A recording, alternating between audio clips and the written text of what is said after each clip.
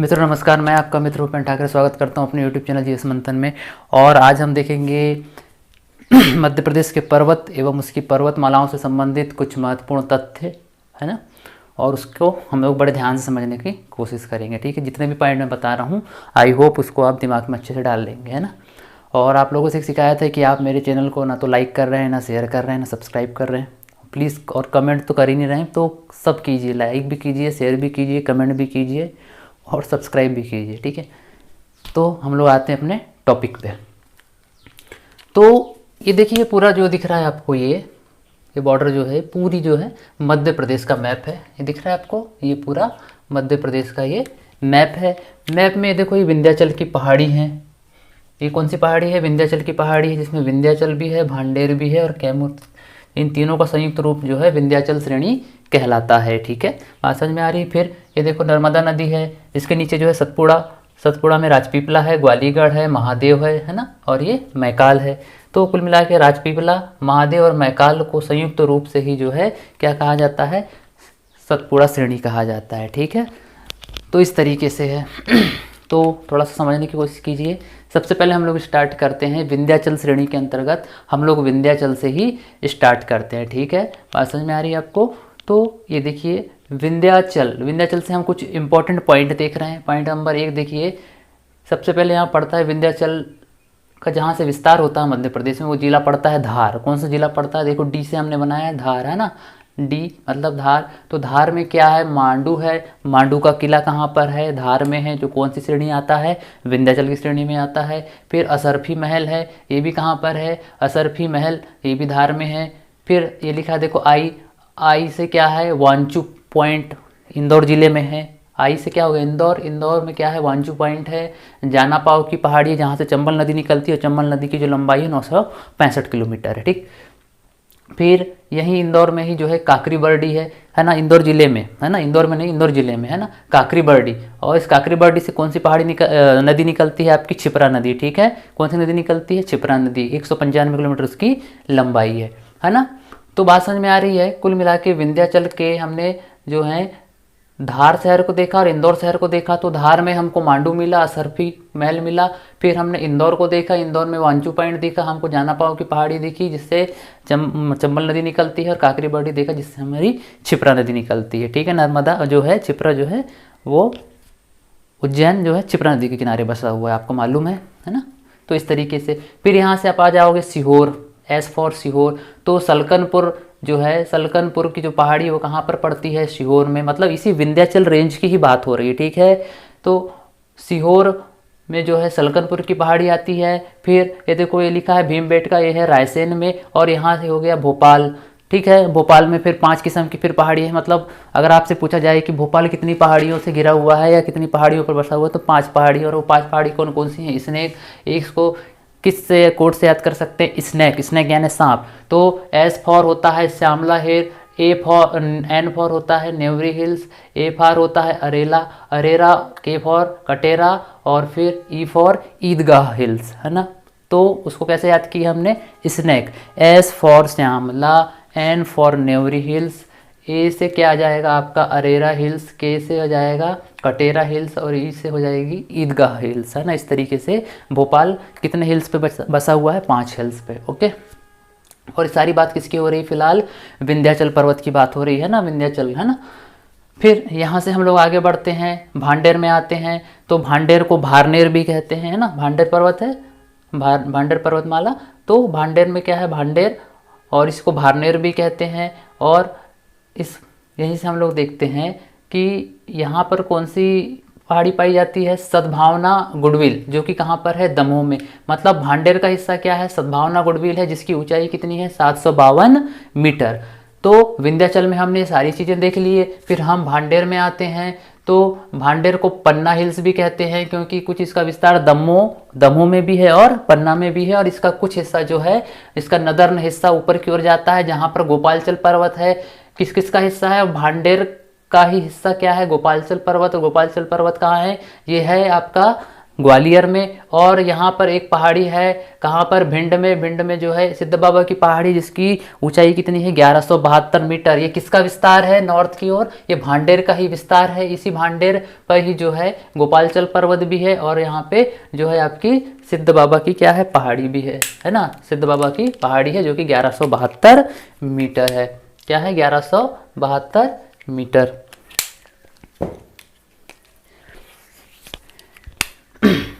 विंध्याचल हो गया, भांडेर हमने देख लिया। भांडेर को भारनेर भी कहते हैं। इस भांडेर का जो विस्तार है, इसका जो नदर्न पोर्शन है, यहीं पे गोपालचल पर्वत है और सिद्ध बाबा है ना। तो सिद्ध बाबा जो है वो कहाँ पर है, सिद्ध बाबा जो है आपका कहाँ पर है, आप भी तो बताया था, है ना।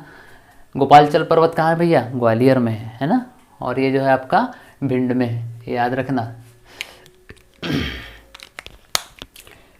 अब देखो भांडेर में आपने देख लिया क्या, सद्भावना हिल्स है, मतलब ये भी एक पर्वत ही है, एक पहाड़ है ना, पर्वत, जिसकी ऊंचाई कितनी है 752 मीटर। सद्भावना हिल्स जो है कहाँ पर है, दमोह में है, जिसकी ऊंचाई कितनी 752 मीटर, जो कि भांडेर का ही हिस्सा, और भांडेर का ही हिस्सा गोपालचल पर्वत है, और भांडेर का ही हिस्सा सिद्ध बाबा की पहाड़ी है। क्योंकि भांडेर का विस्तार उत्तर की ओर ज़्यादा है, मतलब ऊपर की ओर इसका विस्तार ज़्यादा है। ठीक है, फिर यहाँ पर क्या पाया जाता है, इसको पन्ना हिल्स भी कहते हैं, भांडेर हिल्स को पन्ना हिल्स भी कहते हैं। ठीक है, और यहीं पर क्या पाया जाता है, हीरा पाया जाता है। कहाँ पर, इसी भांडेर में है ना, भांडेर में ही हीरा पाया जाता है। मतलब जो पन्ना की जो मझगवां खान है वहाँ पर क्या निकलता है, हीरा निकलता है। फिर हम पन्ना से थोड़ा आगे बढ़ें तो सतना में एक पर्वत है जिसको गिद्धराज पर्वत कहते हैं। एमपीपीएससी ने पूछा है कि गिद्धराज पर्वत कहाँ है, तो गिद्धराज पर्वत है सतना में। उसके बाद देखो विंध्याचल देख लिया हमने, भांडेर देख लिया। उसके बाद हम कैमूर में आते हैं। तो कैमूर में किस चीज़ की प्रधानता सबसे ज़्यादा है, चूना पत्थर की, मतलब लाइमस्टोन की प्रधानता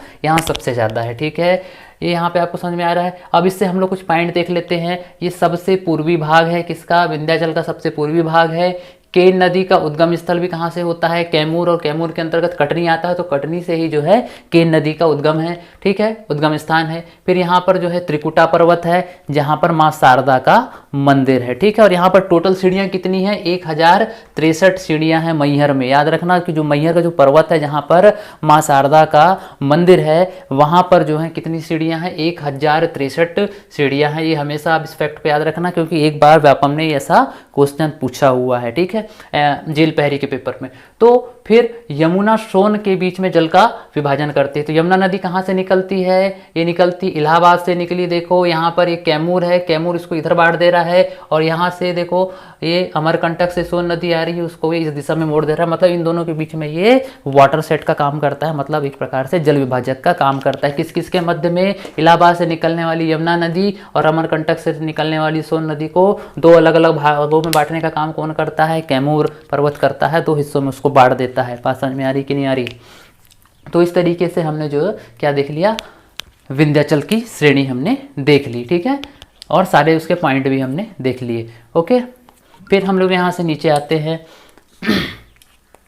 अब यहाँ पे आप देखेंगे कि ये हो गया विंध्याचल। विंध्याचल से जब हम लोग नीचे आए तो हमको दिखी नर्मदा नदी, और नर्मदा नदी के नीचे जब हम लोग आ रहे हैं तो हमको पूरा सतपुड़ा पर्वतमाला दिख रही है, जिसमें राजपीपला है, ग्वालीगढ़ भी है, महादेव है और मैकाल। मुख्य रूप से राजपीपला, महादेव और मैकाल के विषय में हम लोग यहाँ पर अध्ययन करेंगे। ठीक है, समझने का प्रयास कीजिए। तो राजपीपला का जो विस्तार है ये गुजरात से लेकर बुरहानपुर दर्रे तक है, मतलब इधर गुजरात है ना। इसका विस्तार गुजरात से लगाकर यहाँ बुरहानपुर दर्रा है, मतलब राजपीपला और ग्वालीगढ़ के बीच में जो सकरा रास्ता है उसको बुरहानपुर दर्रा कहते हैं। और बुरहानपुर दर्रा किस जिले में आता है, बुरहानपुर में आता है। ठीक है, इसलिए उसका नाम बुरहानपुर है। ठीक है, जो दर्रा दिख रहा है छोटा सा आपको दरवाजा जैसा, राजपीपला और ग्वालीगढ़ के बीच में, ये है बुरहानपुर का दर्रा। ठीक, फिर यहीं पे क्या है, चूलगिरी की पहाड़ी है ना। चूलगिरी की पहाड़ी है जो कि सर्वोच्च चोटी है। ठीक है, मतलब राजपीपला की सर्वोच्च चोटी कौन सी है, चूलगिरी है, जिसकी ऊंचाई कितनी है 1215 मीटर, सॉरी 1215 मीटर। ठीक है,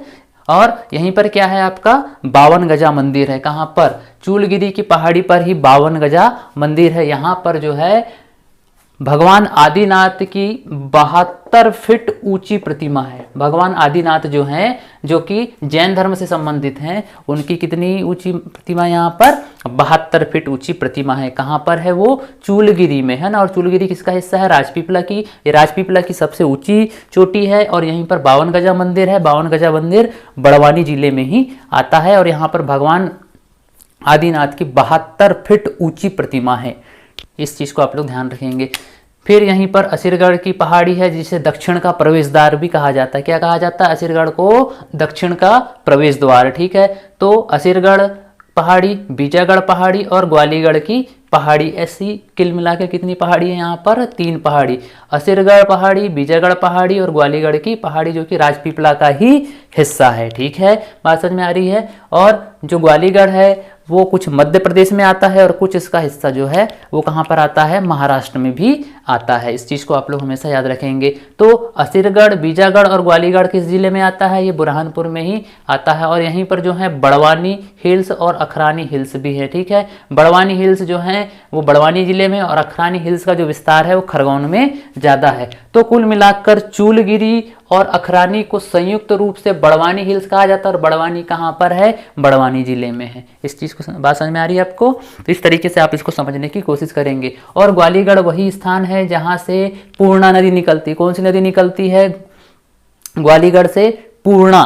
कौन सी? पूर्णा नदी निकलती है, जो कि ताप्ती की सहायक नदी है। ठीक है, बात समझ में आ रही है। फिर ये देखो महादेव है, हमने देख लिया राजपीपला। राजपीपला के बाद में ग्वालीगढ़ देख रहे हैं। अब महादेव, महादेव की सबसे ऊंची चोटी है धूपगढ़, हमने कल ही पढ़ा था, 1352 मीटर, जो कि मध्य प्रदेश की सबसे ऊंची चोटी है ना। और महादेव के निकट ही जो है पचमढ़ी पड़ता है, जिसे सतपुड़ा की रानी कहा जाता है। और यहीं पर जो है क्या है?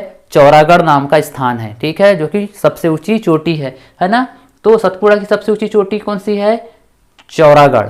यानी मध्य प्रदेश के आपसे पूछा जाए कि मध्य प्रदेश की दूसरी सबसे ऊंची चोटी कौन सी है? चौरागढ़ है, जिसकी ऊंचाई कितनी है? 1334, जो कि कहाँ पर है? पचमढ़ी में है ना। और पचमढ़ी कहाँ है? वो महादेव के निकट एक पर्वतीय स्थान है, मतलब वो महादेव का ही हिस्सा है। ठीक है, और यहाँ पर चौरागढ़ के थोड़े दूर पर ही जो है एक नंदीगढ़ भी पड़ता है। ठीक है, नंदीगढ़ के विषय में आप थोड़ा बहुत जानकारी रखिए, है ना। तो धूपगढ़ महादेव की सबसे ऊंची चोटी है, जिसकी ऊंचाई 1352 है। चौरागढ़ जो है पचमढ़ी का हिस्सा है ना।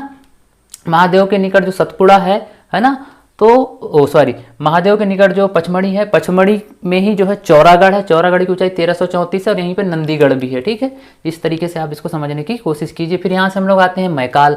तो मैकाल की सबसे ऊंची चोटी है अमरकंटक। अमरकंटक की ऊंचाई हमने कल पढ़े थे 1067 मीटर, कहीं कहीं 1048 मीटर भी देता है। ठीक है, और यहीं से 2 नदी निकलती हैं, एक नर्मदा निकलती है और दूसरी सोन निकलती है। तो नर्मदा किधर बहती है? पश्चिम की ओर, और सोन जो है पूर्वोत्तर, है ना। ये उत्तर की ओर बहती है और फिर बाद में पूर्व दिशा, मतलब ये पूर्वोत्तर की ओर बहना शुरू करती है। ठीक, फिर हम लोग देख लेते हैं महादेव से संबंधित कुछ फैक्ट देख लेते हैं।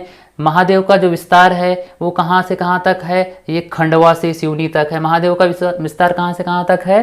खंडवा से लगाकर सिवनी तक है ना। इस तरीके से है। तो महादेव का विस्तार कहाँ से कहाँ तक है? खंडवा से लेकर सिवनी तक। और महादेव में ही जो है, महादेव पर्वत में ही, इस रेंज में ही क्या पाया जाता है? कालीभीत की पहाड़ी पाई जाती है। कालीभीत कहाँ पर है? बैतूल जिले में है। कालीभीत की पहाड़ी कहाँ पर है? ये महादेव के अंतर्गत ही आती है, महादेव पर्वत के अंतर्गत ही आती है। और यहीं पर जो है कालीभीत नाम का अभ्यारण्य भी है, जो कि भालुओं के लिए फेमस है। और ये किस जिले में है? बैतूल जिले में है। ठीक, फिर इस तरीके से है। फिर हम लोग आगे बढ़ते हैं। ये हो गया आपका मैकाल। मैकाल से जुड़ी कुछ फैक्ट है, उसको भी हम लोग देख लेते हैं।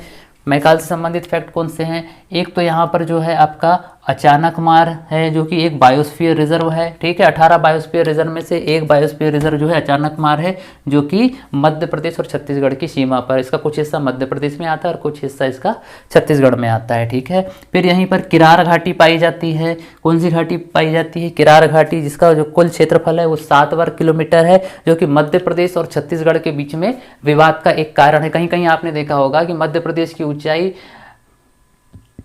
308 252 यानी 3,08,252 किलोमीटर देता है और कहीं कहीं इसकी ऊंचाई देता है 3,08,245।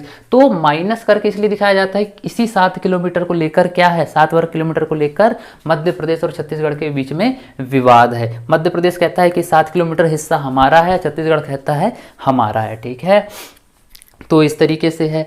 फिर यहाँ पर और जो है इसका विस्तार कहाँ से कहाँ तक है, मैकाल का सिवनी से छत्तीसगढ़ तक इसका विस्तार है। सर्वाधिक खनिज भी आपके कहाँ पाए जाते हैं, मैकाल में ही पाए जाते हैं। और लांजी हिल्स जो कि बालाघाट में है वो भी किसका हिस्सा है, मैकाल का हिस्सा है। इस तरीके से जो है हमने लगभग सारी चीज़ों को हमने देख लिया है।